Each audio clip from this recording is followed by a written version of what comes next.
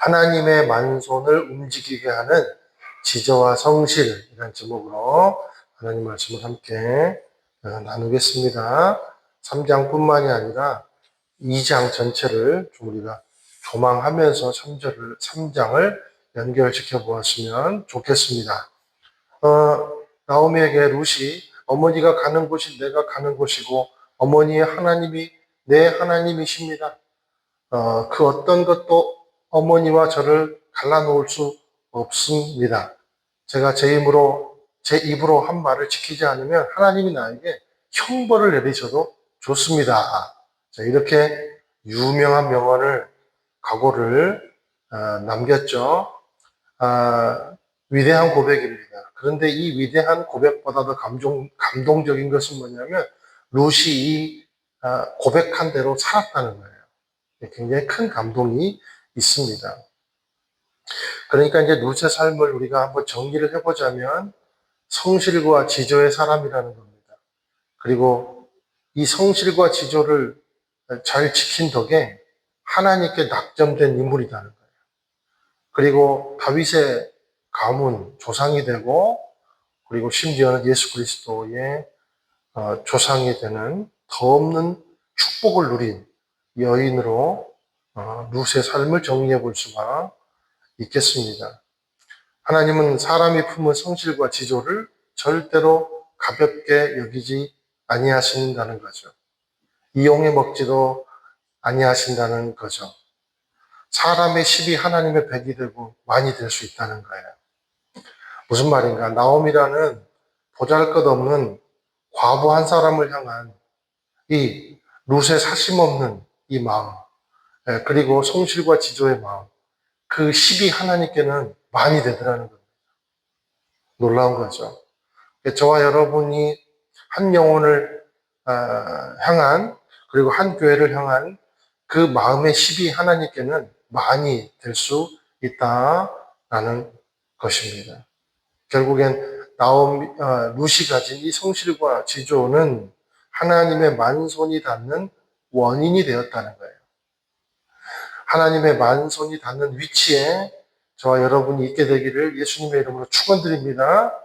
여러분이 성실과 지조를 보일 때 하나님께 낙점되는 그런 인물들이 되시기를 주님의 이름으로 축원을 드립니다.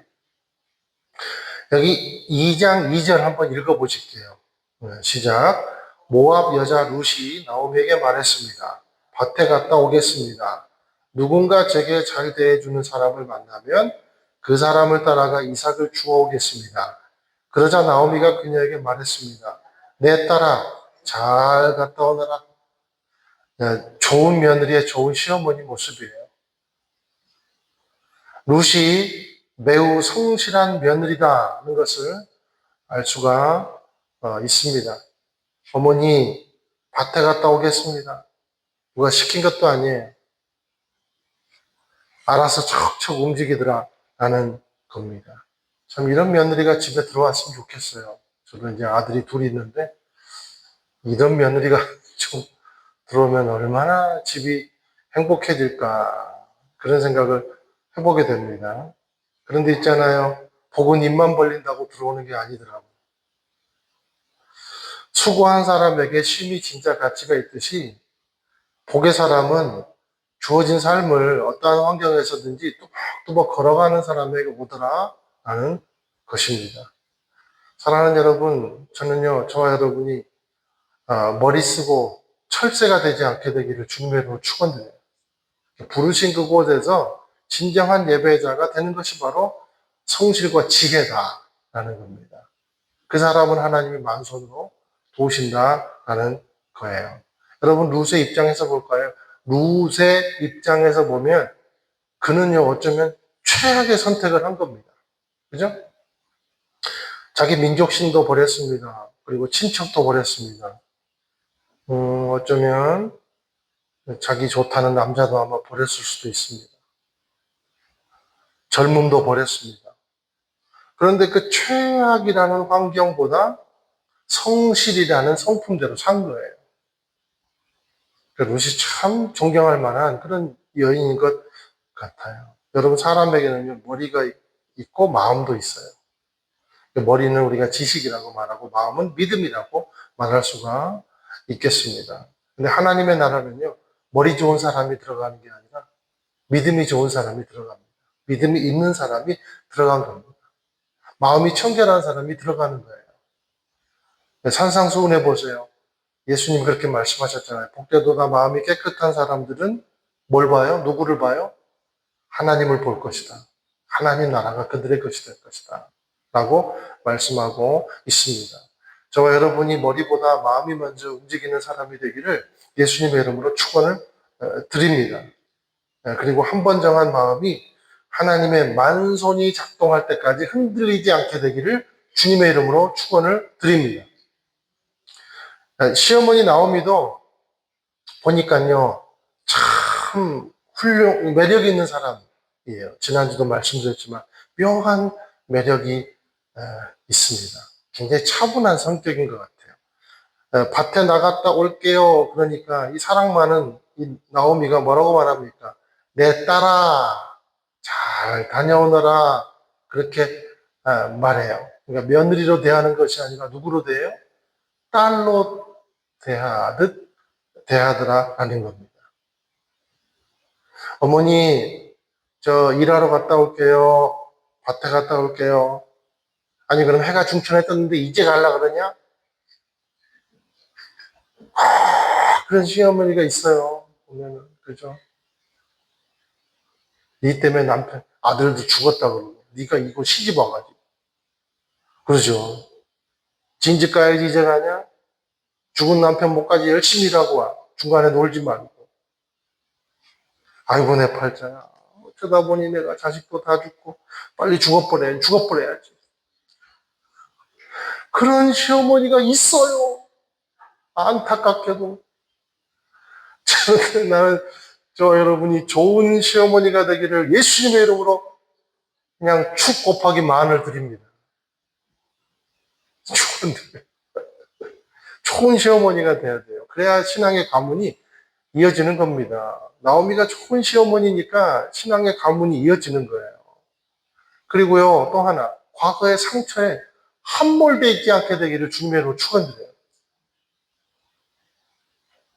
2장 3절도 한번 같이 보실게요. 시작. 그러자 그녀는 밖으로 나가 추수하는 사람들을 따라 밭에서 이삭을 줍기 시작했습니다. 그런데 우연히도 그녀가 일하고 있던 곳은 엘리멜렉의 친척인 보아스의 밭이었습니다. 제가 2장 3절을 큐티책 묵상하면서 우연히도라는 말을 얼마나 동그라미를 쳤는지 몰라요. 너무 감동을 받았어요. 여기 우연히도 룻이 보리삭을 줍기 위해 간 곳이 의도치도 않았는데 어디에요? 우연히도 기업 물을 자에 바친 보아스의 밭이었다는 거예요. 부자 보아스의 밭이었다는 겁니다. 이게 누구 계획이겠습니까? 하나님의 계획이라는 거죠. 하나님의 만손이 지금 버선발로 나선 거예요. 놀라운 것이죠. 그런데 제가 우연히도라는 말을 큐티책에 영어로 보니까 as it turned out 그랬어요. as it turned out. 이게 무슨 말이냐 보니 사전에 찾아보니까 as it turned out 이게 알고 보니 결과적으로는 나중에 드러난 사실이지만 이런 의미가 있더라고요. 이게 우연히도라는 뜻입니다. 그러니까 이렇게 정리해 볼 수 있겠어요. 우연이라는 것은 결국 사실이 바탕이다.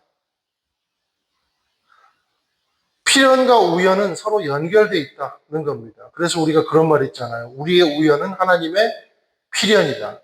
그런 말씀 있잖아요. 그러니까 처음에는 몰라서 우연히 그렇게 행했는데 나중에 알고 보니까 결과적으로 드러난 사실에 의하면 필연이 된다. 이게 우리 축복된 인생의 사람의 인생의 결론인 줄로 믿습니다. 인생의 과정인 줄로 믿습니다. 인생의 동기인 줄로 믿습니다. 그냥 순전하게 우연히 가다가 하나님의 필연을 만나는 거예요. 그리고 모든 그 우연들이 합력해서 선을 이루는 거예요. 보실까요? 로마서 8장 28절 같이 읽으실게요. 시작.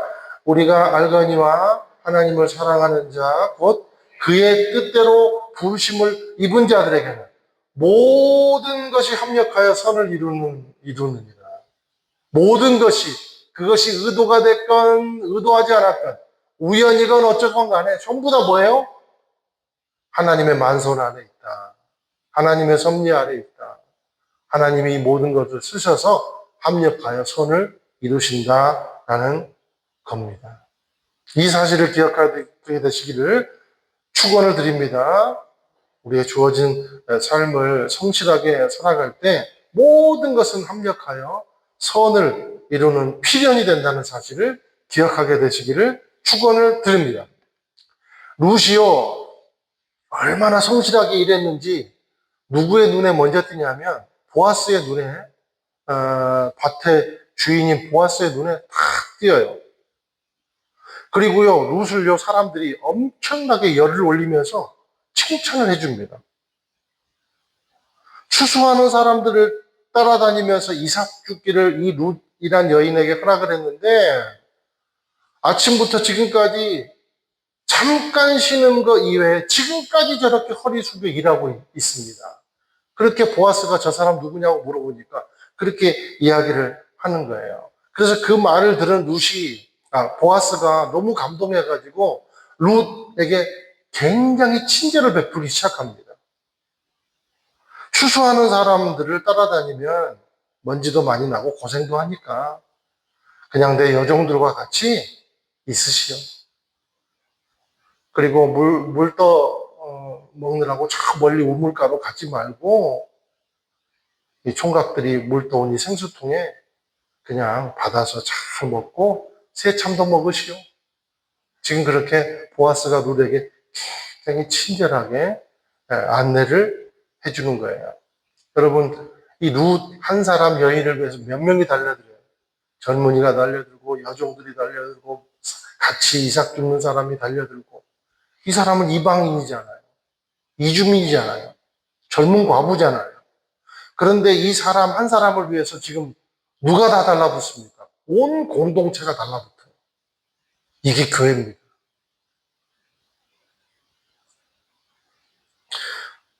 모든 것을 잘 적응할 수 있도록 세팅을 하는 거예요. 교회가 새 가족만 가족입니까? 우리는 혼 가족입니까? 그건 자격지심이에요. 모르고 하는 얘기예요. 교회는 새 가족을 위해서라면 화감히 과거의 틀도 벗어버릴 줄 알아요. 저는 올여름에 의자 다 바꿔버릴까 싶어요. 우리 너무 의자가 많아요. 그래서 의자가 싹 가쪽에 다 밀어버리고 콘서트장처럼 이렇게 탁 좀 원형으로 해가지고 좀 우리 강동 온누리교회 팀이 아우리시 온다니까 청년부들이랑 노원 공동체가 이렇게 온다니까 그냥 어떤 공동체든지 붙잡아가지고 싹 그냥 세팅해버리려고요. 여러분 놀라지 않게 되기를 바랍니다. 운영위원 장로님들한테는 제가 한번 말씀드린 적이 있는데 좀 그렇게 바꿔도 여러분 막 거품 물지 마세요. 누구를 위해서요? 새가족들을 위해서. 새로운 시도를 해야 하는 거죠. 여러분 한 영혼은 천하보다 귀해요. 교회에 처음 오면요 모든 것이 생소합니다. 화장실도 모르고 누가 식사하자는 사람도 없고 식사하자고 말해도 어색하고 이방인처럼 느껴지는 거죠. 교회는 만민이 기도하고 예배하는 장소입니다. 그런 교회가 되기 위해서는 자기 살을 깎는 수고가 필요한 거예요.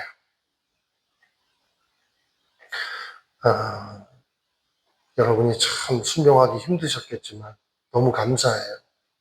이 성경책 이렇게 잘 이렇게 이제 개인이 보관하세요 그랬는데 너무 다들 잘 지켜주셔가지고 제가 여기서 이제 큰절을 하고 싶은데 그러면 이제 좀 늦어지니까 생략하고 마음으로 받아주시기 바랍니다. 이런 교회가 돼야 되는 거예요. 이런 교회가. 한 사람을 위해서 지금 여종이 나서고 젊은이들이 나서고 보아스가 나서고 다른 이웃 모두가 달라붙습니다. 내 영혼이 중요한 것에 몰두하지 말고 천하보다 귀한 한 사람을 위해 헌신할 때 하나님께서 우리 교회에 부흥을 주실 줄로 믿습니다. 자, 3장으로 이제 들어가서 룻이 이제 집에 돌아와서 하루 동안 벌어진 일들을 나오미가 듣고 아주 깜짝 놀랍니다. 왜냐하면 룻이 일한 곳이 다른 곳이 아니라 자기 가문의 기업 물을자가 되는 부자 보아스의 타작 마당인 것을 알았기 때문이에요. 이제 간단하게 오늘 새벽에도 나눴지만 이 3장을 좀 나누겠습니다. 1절부터 6절까지가 한 단락이에요. 1절부터 6절까지는 룻이 일한 곳이 보아스의 타작 마당인 것을 알고 나오미가 이제 룻을 잘 살 수 있도록 다짐을 하고 코칭을 해주는 장면이 1절부터 6절까지예요. 그러면서 1절에 보니까 내 딸아 내가 잘 살 수 있게 너를 위한 안식처를 내가 알아봐야겠다. 자, 이 늙은 나오미, 과부 나오미의 심장을 다시 뛰게 하는 목표가 생긴 겁니다. 여러분, 한 영혼을 품으면 어떤 세대든지 인생의 심장이 뛰어요. 그래서 여러분 열심히 1대1 하시고 한 영혼을 품게 되시기를 축원드립니다. 우리 교회 보니까 특징이 우리 권사님들만, 집사님들만, 그러니까 우리 여성 동지들만 1대1을 하는 경향이 있어요. 이제 남성 동지들도 다 1대1 해야 합니다. 옆에 독려해 주시기 바랍니다. 남자가 또 서야 돼요. 그래야만 이 성비가 이루어지죠. 그죠? 이 늙은 나오미의 심장을 다시 뛰게 하는 목표. 그게 뭡니까? 이 딸 같은 이 룻을 내가 잘 살게 해줘야지. 얼마나 감사해서 그랬겠습니까? 나오미 입장에서 생각을 해보면 그 험난한 세월을 같이 버텨주며 절개를 지키고 시어머니 하나님을 따르겠다고 한 그 결심이 이 부도나 버린 나오미의 삶에 얼마나 큰 감동을 주었을까 생각을 해볼 수 있는 것이죠. 그래서 결심한 거예요.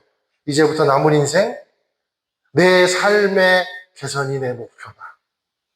지금 이렇게 결심을 한 것입니다.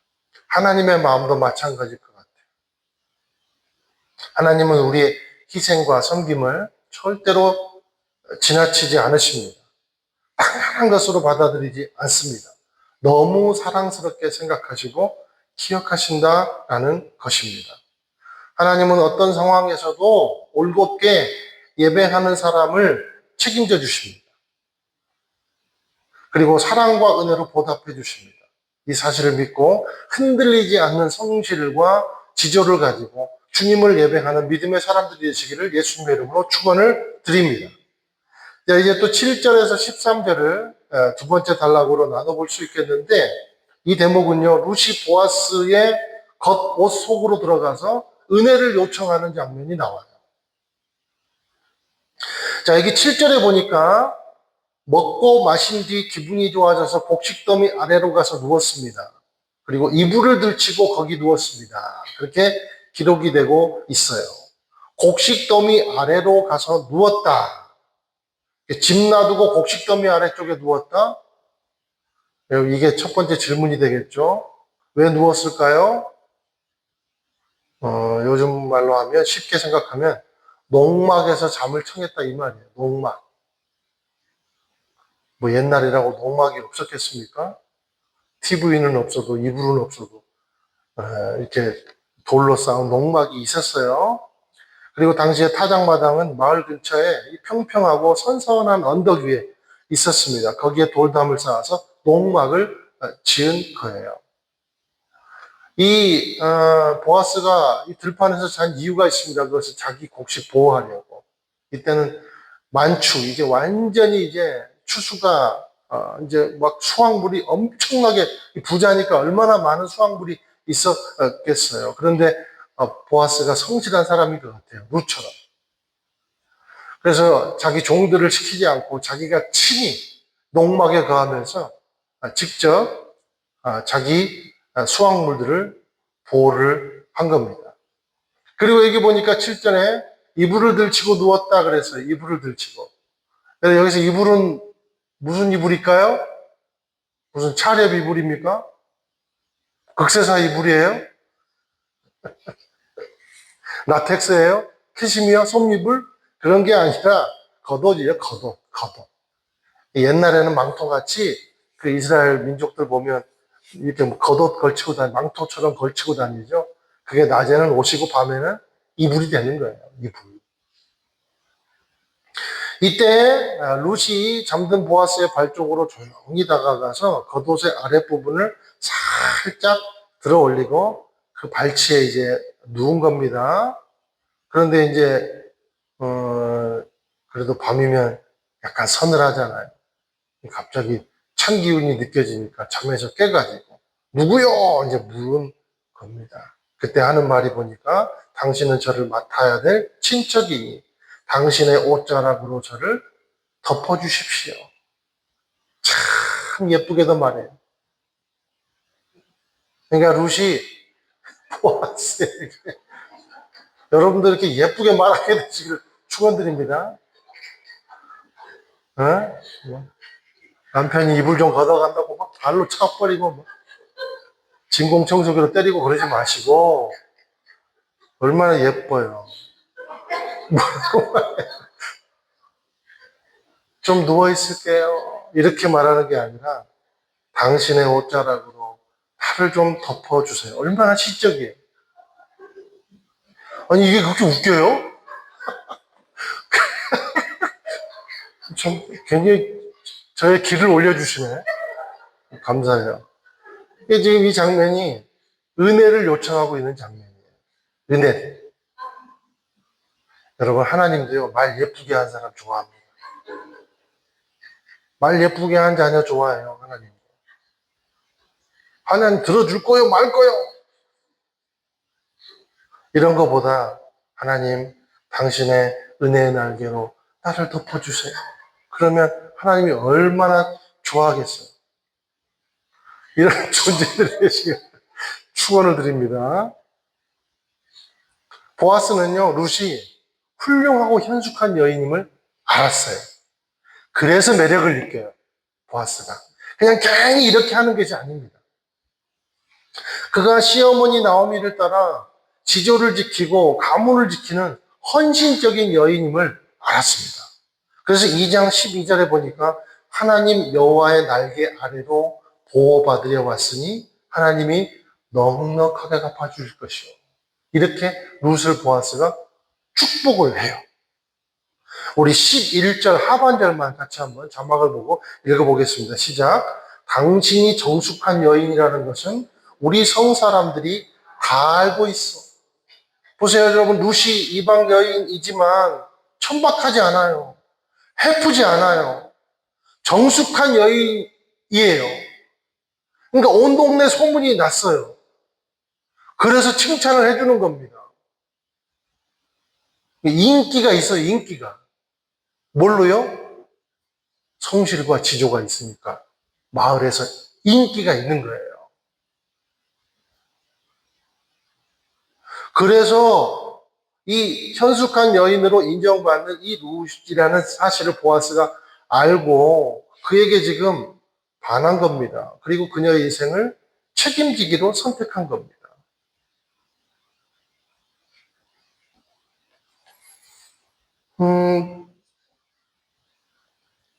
오늘 밤은 내가 당신의 가까운 친척이기는 하지만 나보다 더 가까운 친척이 한 사람 더 있어.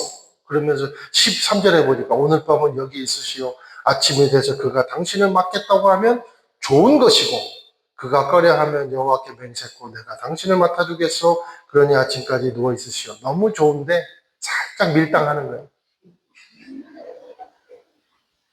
그가 맡으면 좋은 일이고 근데 지금 방점은 후자에 있어요. 제발 그가 안 맡게 해가지고 내가 당신을 맡았으면 좋겠습니다. 지금 그런 얘기라고요. 이 겉옷, 이게요, 상징하는 의미가요. 이 보아스가 뭐라고 말했습니까? 하나님의 날개가 당신을 보호해 줄 것이다 라고 말하잖아요. 이게 겉옷과 대비되는 어떤 상징일 수가 있겠다는 묵상이 듭니다. 당신의 옷자락으로 나를 덮어주세요. 당신이 말한 하나님의 날개가 당신이 되어주세요. 지금 이런 말입니다. 그러니까 은혜를 요청하는 거예요. 그러나 아직 하나님을 깊이 모르기 때문에. 그러나 하나님이 살아계시다면 당신이 나의 날개가 되어주는 것을 하나님도 원하십니다. 그러기를 소망합니다. 그런 은혜의 요청이라는 거죠. 그러니 이걸 얼마나 아름다운 만남이고 아름다운 요청이며 약속에 근거한 만남이겠습니까? 성실과 지저로 일관된 룻의 삶에 보아스가 겉옷으로 룻을 덮어준 것처럼 하나님의 날개 아래 있는 우리의 삶을 하나님이 덮어주시기를 예수님의 이름으로 소망을 합니다. 이 알 수 없고 이 혼돈된 이 세계에서 가장 확실한 우리의 보장은 하나님의 날개 아래인 줄로 믿습니다. 그 아래 거하게 되시기를 주님의 이름으로 축원을 드립니다. 이제 또 14절에서 18절까지 세 번째 단락으로 나눌 수 있겠는데 우리 한번 18절은 같이 읽어 보실게요. 시작. 그러자 나오미가 말했습니다. 내 딸아 일이 어떻게 될지 조용히 앉아서 기다리자. 그 사람이 오늘 일이 해결될 때까지 쉬지 않고 다닐 것이다. 보아스는 룻에 대해 사람들이 오해하지 않도록 끝까지 보호해 줍니다. 마치 마리아의 남편 요셉처럼 끝까지 보호해 줘요. 하나님의 날개, 하나님의 만손이 누구에게 임합니까? 그런데 어떤 상황에서도 하나님을 향한 신실한 마음이 변치 않고 그리고 일의 잘됨과 못됨에 흔들림 없이 삶을 성실하고 겸손하게 살아가는 룻에게 결국엔 하나님의 보호하심과 은혜가 임했다는 거예요. 이게 오늘 말씀의 요점입니다. 하나님의 자녀의 삶에 하나님은요, 우리 자녀들의 삶에서 벌어지는 어떤 일도 하나님은 간과치 않으십니다. 개입하고 도우십니다. 그러므로 그런 하나님 앞에 우리가 보일 수 있는 최고의 예배의 태도는 뭔가? 성실과 지조라는 거예요. 저와 여러분의 삶에 하나님을 향한 이 성실과 지조, 교회를 향한 하나님의 성실과 지조, 영혼을 향한 하나님의 성실과 지조가 있어 하나님이 주시는 축복을 받아 누리는 그런 귀한 성도가 되시기를 예수님의 이름으로 축원을 드립니다. 함께 한번 이 시간에 기도하겠습니다.